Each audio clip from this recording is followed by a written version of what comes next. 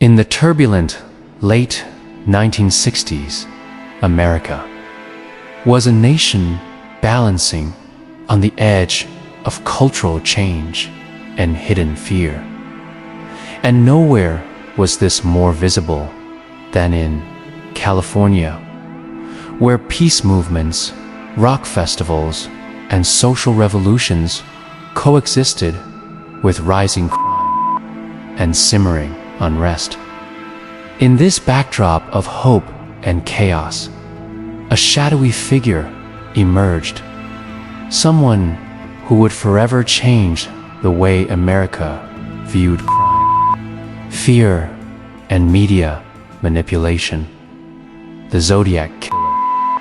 His story did not begin with a name or a symbol, but with an ordinary night in December 1968, when two teenagers, David Faraday and Betty Lou Jensen, ventured out on their very first date.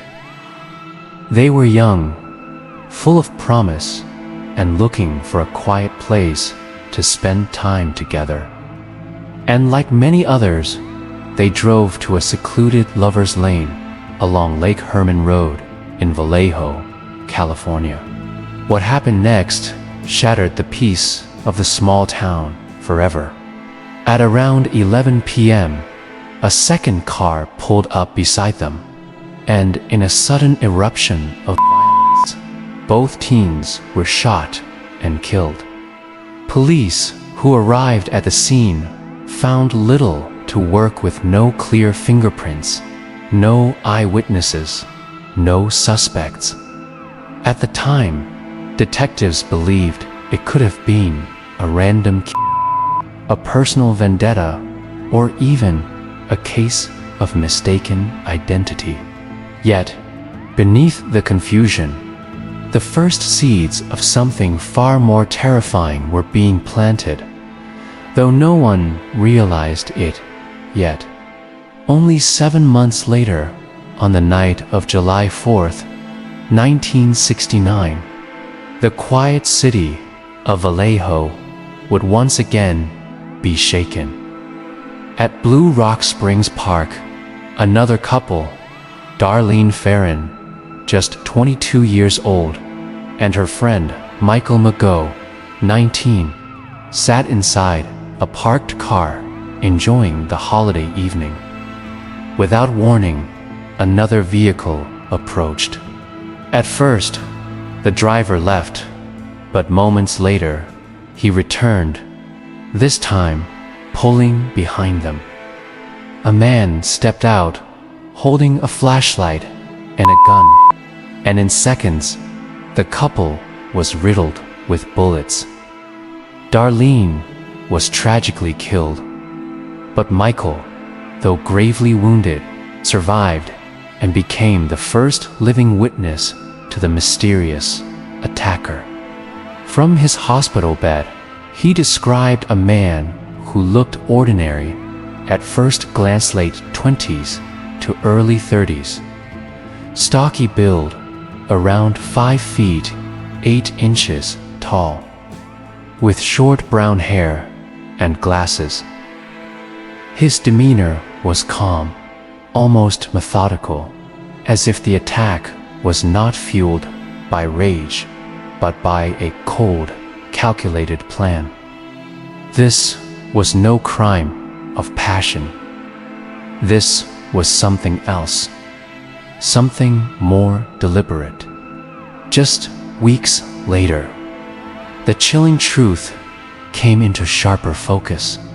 On July 31st, 1969, 3 major newspapers in Northern California, the San Francisco Chronicle, the San Francisco Examiner, and the Vallejo Times-Herald each received a handwritten letter from someone claiming responsibility for the murders. These letters weren't frantic ramblings.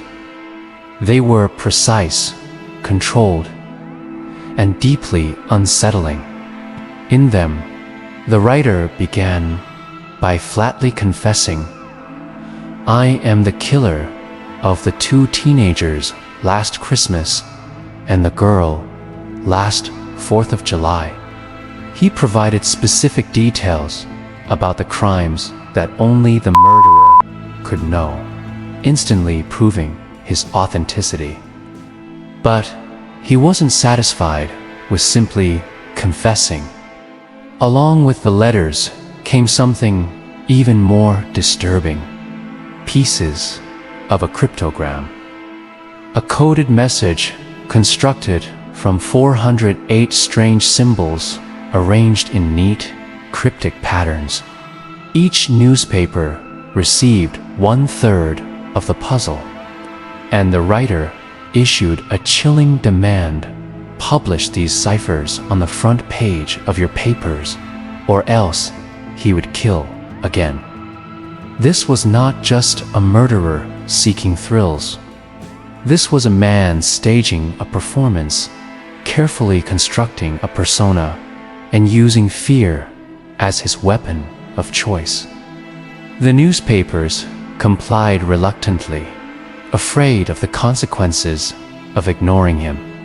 Readers across California, from casual puzzle solvers to seasoned detectives, scrambled to break the code, while the FBI joined in to help.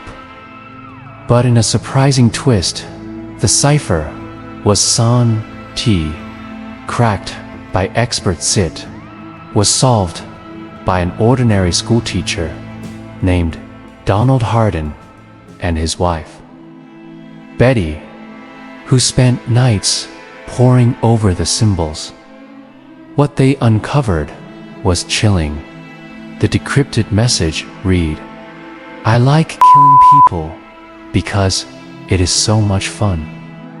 It is more fun than killing wild game in the forest, because man is the most dangerous animal of all." The message revealed not just a killer, but a warped philosophy, a twisted sense of thrill derived from hunting human beings.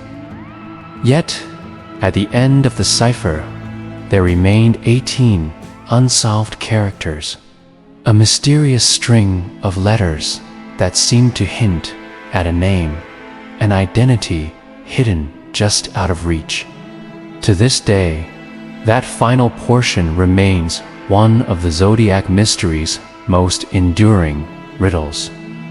Then, on August 7th, 1969, before the public had fully processed the horror of the cipher, another letter arrived.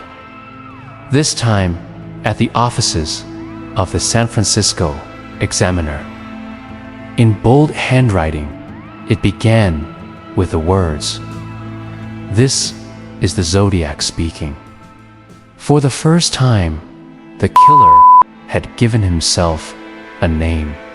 The choice was deliberate, calculated. He was no longer just an anonymous murderer. He was the Zodiac. Alongside his chosen name, he introduced a strange symbol, a circle with a cross through it, resembling the crosshairs of a gun sight. This emblem became his signature, stamped onto every letter he sent thereafter, a personal logo of terror.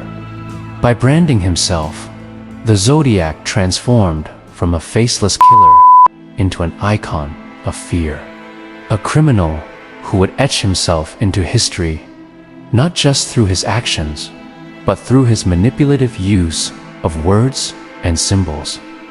As the year went on, more letters arrived, each one mocking law enforcement and taunting investigators.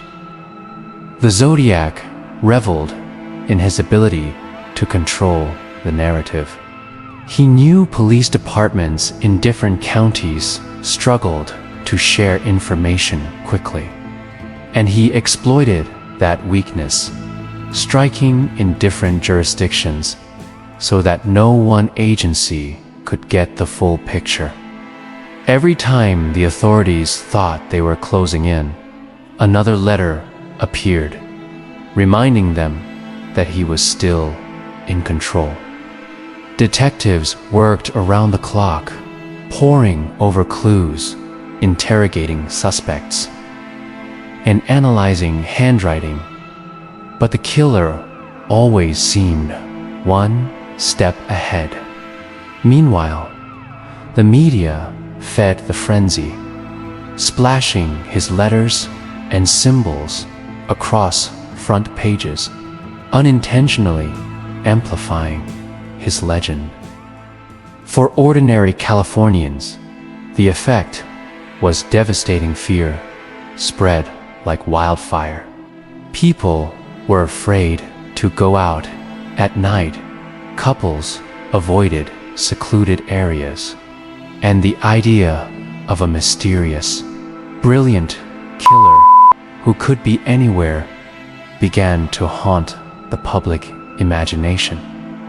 By the end of 1969, the Zodiac Killer had already made himself infamous, not just for the murders he committed, but for the way he manipulated an entire region, holding both police and civilians hostage through fear and uncertainty. His brilliance lay not in the brutality of his crimes, but in the way he turned crime into a psychological game, using codes, threats, and the media as his weapons.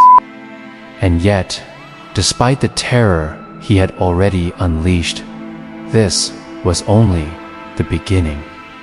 The Zodiac's most brazen acts, his most haunting letters, and his most notorious murders were still to come. And California had no idea of the dark chapter that lay ahead.